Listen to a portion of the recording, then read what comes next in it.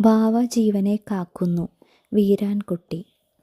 ആകാശമാകെ ഇരുൾ പരന്നു, ലോകാവസാനം വരുന്ന പോലെ. ഇടിയും മഴയും തകർത്തു വന്നു, വാവയ്ക്ക് കണ്ടു മിഴി നിറഞ്ഞു. അവളുടെ കാക്ക കുയിൽ പിറാവ് മഴയിൽ നനഞ്ഞ് വിറയ്ക്കയല്ലേ. കൂടും കൊടിയും തകർന്നു പോയാൽ അവരുടെ വാവകളെന്തു ചെയ്യും? പെട്ടെന്നവൾക്കൊരു ചിന്ത വന്നു. അമ്മയ്ക്കു മുന്നിൽ ചിണുങ്ങി നിന്നു. പുള്ളിക്കൂടയൊന്നുടനെ വേണം.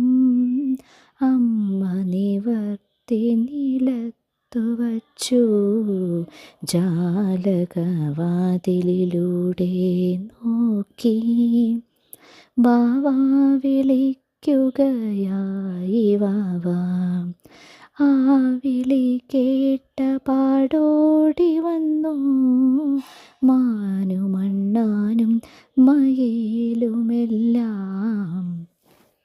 ചുട്ടെരിക്കപ്പെട്ട കാട്ടിൽ നിന്ന്, ഇല്ലാതെയായ മലയിൽ നിന്ന്, നഞ്ഞു കലർന്ന നദിയിൽ നിന്ന്, പൊള്ളുമാകാശ ചെരിവിൽ നിന്ന് വന്നവരെല്ലാം നിരനിരയായി അക്കുടച്ചോട്ടിൽ ഒതുങ്ങി നിന്നു.